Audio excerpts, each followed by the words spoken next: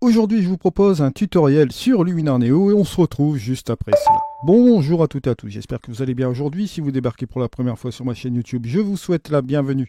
Ici, on parle de post-production traditionnelle et créative sur les logiciels de post-production et vous l'aurez compris, bien évidemment, on parle de photographie en règle générale. Et là, c'est parti, on va ici intégrer un fichier TIFF. On va s'amuser justement avec un fichier TIFF dans ce programme qui est Luminar Neo. On va revenir dans le menu édition et on va y apporter quelques petites corrections. Ce que je vois dans cette photo-là, comme vous pouvez le voir ici, bon, on a un potentiel intéressant. On va pouvoir ajuster pas mal de petites choses.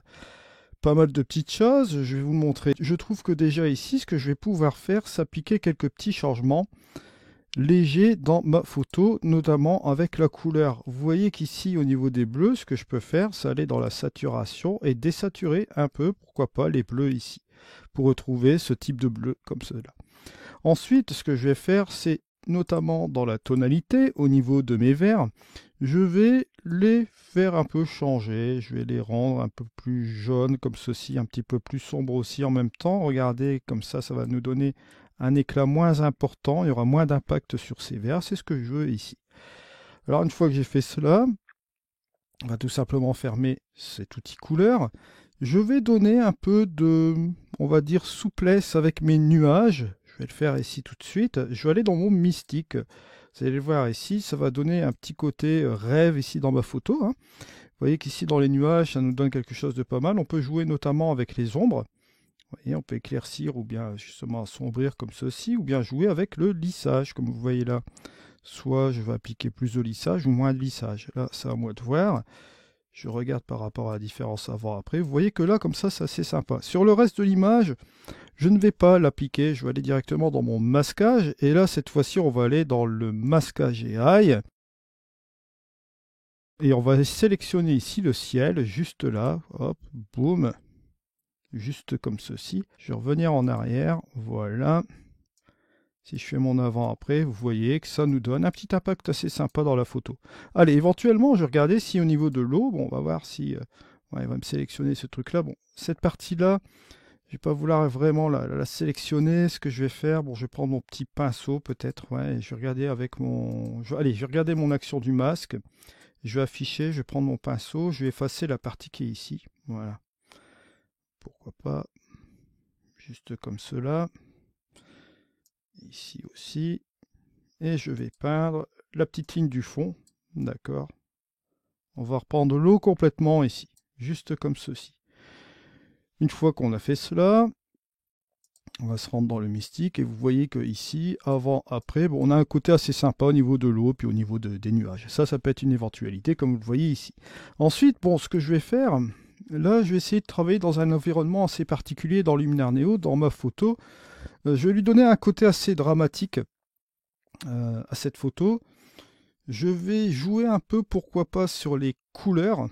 Et là, je vais me rendre directement dans l'harmonie des couleurs. On va aller directement dans la balance des couleurs.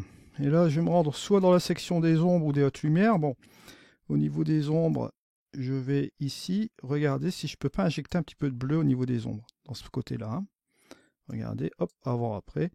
On peut essayer de rajouter un peu de magenta, mais bon, là, ça a un petit peu donné un effet un peu, ouais, trop violet, comme ça va pas. Je ne vais pas mettre cette couleur-là, donc je vais mettre tout simplement un petit peu de bleu. Je vais aller directement ici dans mes hautes lumières. Là, pareil, ça fait trop rouge. Ou bien du cyan, c'est pas trop mal avec le cyan, ça me donne un aspect que j'aime bien comme ça avec le cyan. Ouais, voilà, ça c'est pas mal. Le vert, non. Bon, là, par contre, dans les hautes lumières, ça peut être intéressant d'ajouter un peu de magenta, pourquoi pas. Mais vraiment léger, hein, pour teinter légèrement comme cela. Regardez, avant, après. Vous voyez que là, bon, on retrouve ici un aspect assez intéressant aussi dans la photo. En règle générale, vous voyez, bon, je refais encore le avant-après. Hop, avant, après. Après, éventuellement, si vous voulez aller plus loin, on peut aller dans les tons moyens, zone du milieu. On peut faire la recoupe de tout cela, la liaison plutôt avec les ombres et les hautes lumières. On peut éventuellement regarder ce que ça fait avec la couleur jaune. Voilà, ou la couleur bleue. Couleur bleue redonne encore le côté dramatique, ou le cyan, hein. Le cyan c'est pas mal, mais bon, je vois ici trop rouge. petite incorporation, ouais. Là ou là. Non, reste quand même le cyan qui apporte son petit truc assez intéressant aussi. Vous voyez, bon là j'aime bien cet aspect de la photo. Ça me donne un aspect intéressant. Vous voyez, ça me donne un aspect un peu plus froid, on va dire un peu plus dramatique. Allez, on va prendre cet aspect-là, ce que je trouve relativement intéressant. Ensuite, ce que je vais faire, vous allez voir tout de suite, je vais prendre mon outil développement. Je vais me rendre dans la courbe. Je vais tout simplement baisser ma courbe ici, bon, au niveau des tons moyens, comme vous voyez ici. Soit comme ça, ou bien bon, je vais refaire un double clic. Je peux utiliser aussi également ce petit curseur que vous voyez ici. D'accord, ça peut aussi aider également. Alors, je vais baisser la luminosité en règle générale ici dans ma photo, mais je ne vais pas le faire dans l'ensemble, parce que vous allez voir ici, ça c'est super intéressant. On aurait pu appliquer une vignette, mais je préfère appliquer dans le masquage mon dégradé radial, puisque je vais pouvoir appliquer la forme que je souhaite ici à mon dégradé radial, c'est-à-dire en forme d'ellipse comme ceci. Voilà. Et on va pouvoir jouer avec la transition ici de manière un peu plus tranquille. Voilà. Je vais réduire un peu l'ensemble. Je vais me mettre ici. Alors on va réduire quand même un peu pour vraiment, voilà, faire ce truc-là. Je ne vais pas affecter cette zone-là. D'accord, je vais même encore étendre parce que là, je ne veux vraiment pas qu'elle soit affectée par cette sous-exposition. Je veux que ce soit l'extérieur, comme je vous l'ai dit. Mais là, comme c'est la zone rouge qui est affectée, pour que ça passe en zone extérieure, je dois tout simplement inverser. Et vous allez voir qu'ici, ce ne sera pas affecté. Il y aura une zone de transition, bien sûr, hein, qu'on a effectuée grâce à cette petite partie qui est juste ici. D'accord. Là, ça a été inversé, donc ne confondez pas les choses, bien sûr. Donc là, on va revenir dans l'ajustement. Et si vous faites la différence avant et après, vous noterez qu'on a quelque chose de relativement intéressant ici. Pourquoi je le fais avec ma courbe, d'accord, avec ce petit truc-là ici. Je vais même le refaire avec un point, ce sera plus intéressant, parce que je peux revenir à n'importe quel moment pour réajuster l'ensemble ici. D'accord. Si par exemple je me dis, tiens, c'est un petit peu trop sombre aux alentours ici, je peux remonter par la suite sans aucun problème. Parce que si je le ferme là, bien sûr, et si je réouvre l'outil, bon, ça va passer dans l'onglet modification. Et je retrouve bien sûr ma courbe qui est juste ici. Mais je peux revenir dans cet onglet modification et changer d'avis. Allez, hop, je peux remonter. Je me dis, tiens, c'était un petit peu trop. Allez, je vais me mettre un peu comme cela. Mais vous voyez que là, ici, si je fais mon avant-après, si je fais mon avant et mon après, vous noterez quand même qu'on a cette partie-là qui a été épargnée par l'assombrissement ici externe. Et c'est un assombrissement léger, avec une phase de transition qui est relativement intéressante ici. Alors une fois qu'on a fait tout cela, je vais travailler encore de nouveau dans l'outil développement. Là ici, une petite chose. On peut utiliser l'outil professionnel, la densité plus, densité moins, pour faire un dodge and burn. Mais moi, je vais vous proposer autre chose. Vous pouvez le faire éventuellement avec la courbe sur un calque. Et vous pouvez varier entre, bien évidemment, les zones les plus sombres et les zones les plus claires. Vous pouvez jouer avec l'intensité de la couche. C'est-à-dire que l'intensité de la couche ici, l'opacité va vous permettre de réguler les deux choses aussi en même temps. Moi, je vais le faire sur l'image principale ici. Si vous voulez utiliser un mode de fusion, passez par un calque et vous pourrez utiliser les modes de fusion qui sont ici. D'accord. Mais moi, je ne vais pas utiliser cela aujourd'hui. Je vais tout simplement utiliser le Dodge and Burn de manière la plus facile possible. C'est-à-dire, je vais éclaircir des zones, assombrir certaines zones à partir de ma fameuse courbe qui est ici. D'accord. Donc, je vais réouvrir ma courbe. Je vais tout simplement baisser encore, là, ici, à partir des tons moyens. D'accord. Je sais très bien que si je baisse à partir des tons moyens, il va y avoir un impact un peu sur les ombres et un peu sur les hautes lumières aussi en même temps. Pourquoi? Pour la simple et bonne raison que c'est une courbe. On applique principalement cette baisse de luminosité dans les tons moyens, mais comme c'est une courbe ici, vous vous doutez bien, on impacte aussi également légèrement les ombres et les hautes lumières que vous voyez ici. Alors, une fois que j'ai fait cela, je vais aller sélectionner mon petit pinceau qui est juste ici. Et le petit pinceau que nous allons bien sûr baisser, comme cela.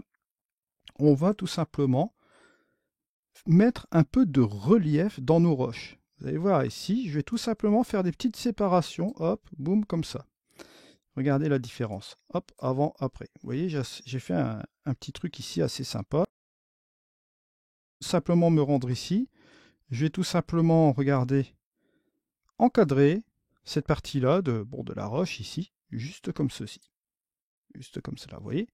Et là, regardez la différence avant, après. Bon, on note ici que forcément, si on assombrit ces zones ici dans la photo, qu'on fait un encadrement, ça nous fait ressortir plus cette roche-là.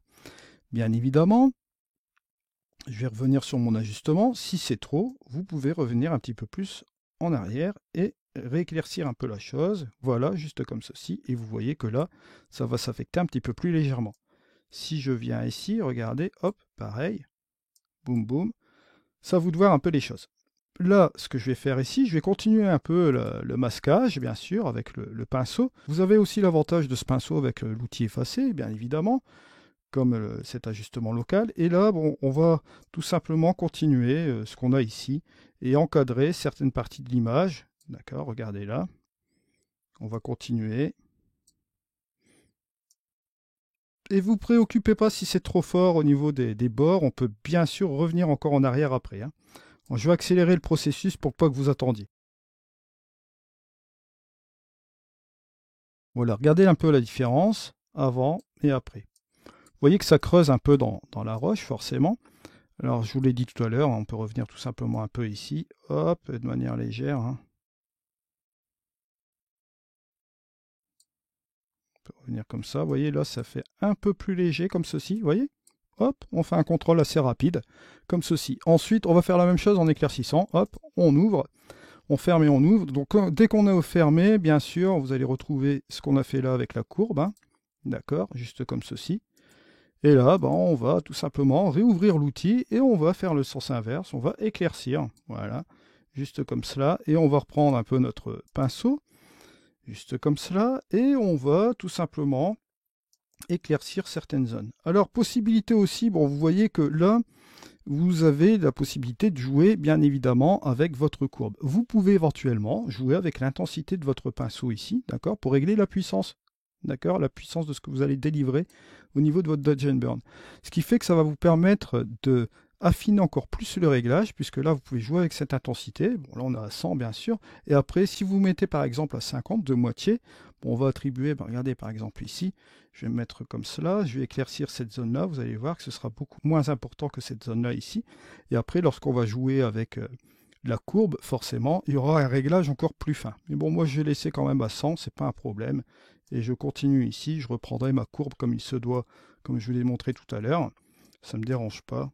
Allez, hop, j'utilise certaines zones ici dans l'image, je regarde, hop, avant, après. Vous voyez, on éclaircit certaines zones ici, la petite partie qui est là. On va aller un peu dans le fond, juste ici. Hein. C'est une petite partie, on va dire, de patience, hein, comme on le voit juste là. Pourquoi pas. Et regardez, hop, avant, après, et juste comme ceci, vous éclaircissez certaines zones ici dans l'image. Alors bien évidemment, toujours la même chose, on peut ajuster hein, la partie qui est là, juste comme cela, soit plus fort, soit moins fort, bien sûr, juste comme ceci. Là, je vais le laisser tel quel, mais je vais, pourquoi pas, utiliser aussi mon pinceau que je vais utiliser sur les vagues. Regardez, là, sur les vagues, ça peut ramener aussi quelque chose d'intéressant, vous voyez? Et on va réutiliser justement la sous-exposition un peu par ajustement local, juste préalablement, juste après, pour justement entourer ces petites vagues. Là, je vais rajouter un petit peu de luminosité, vous voyez ici, sur la partie qui est là, au niveau des vagues, pourquoi pas. On aurait pu très bien aussi, bon, là je le fais avec le même pinceau sur les parties d'éclaircissement de cette cote, mais vous pouvez fermer l'outil développement, en réouvrir un autre et faire un Dodge and Burn spécifique pour vos vagues. Hein. Ça, c'est pas un problème. Mais là, je le fais de manière un peu plus rapide pour gagner un peu plus de temps dans le tutoriel. Et là, vous voyez ici, on a le avant et le après. Vous voyez qu'on a donné un petit truc sympa au niveau des vagues. Ensuite, on referme, on peut revenir en arrière. Comme je vous l'ai dit, je vais revenir en arrière ici d'un pas.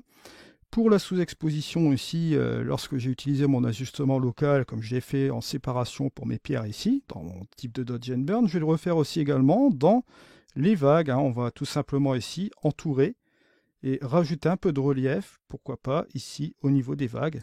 Vous voyez, juste comme cela. On peut bien évidemment ramener encore plus de contexte comme ceci. Et bien évidemment, regardez, on continue. Et là, voilà, ça nous permet d'avoir ici du relief un peu plus particulier au niveau de l'image. Je vais continuer encore davantage ici, comme vous pouvez le voir. Je continue, je arrondis la petite chose, voilà, on reprend là. Je vais accélérer un peu le principe pour pas que vous attendiez un peu trop. Et regardez, si je fais mon avant-après, hop, avant-après, on a légèrement assombri aussi également au niveau des vagues, ainsi que, bon, bien sûr, ce qu'on a fait là. Et si vous regardez un peu ce qu'on a fait préalablement, au niveau de l'harmonie des couleurs, bon, je reprends les étapes par étapes. On a fait notre ellipse, on a assombri certaines zones dans l'image et éclairci certaines zones. Et vous voyez que si on passe de cela à cela, vous voyez que ça donne un aspect plaisant ici dans la photo. Donc voilà où est-ce qu'on en arrive aujourd'hui sur cette photo, bien sûr. Alors bien évidemment, à vous de jouer, hein. Si vous voulez aussi recadrer cette photo, il est totalement possible de le faire grâce à l'outil que vous avez ici, recadrer. Si vous voulez faire, pourquoi pas un 16/9, on peut toujours le faire sans aucun problème, bien sûr. Je vais tout simplement faire mon 16/9 comme il se doit là, d'accord. Je vais prendre la partie intéressante des nuages ici. C'est ce qu'il y a de plus intéressant, comme on le voit là. Je vais revenir en arrière juste comme ceci. Et regardez ce que je vais faire. Je vais tout simplement me rendre dans l'agrandissement. L'agrandissement, je vais me mettre en 2 fois. Comme ça, ce que j'ai perdu en pixels comme cela en 16/9, bah, je vais le regagner avec l'agrandissement.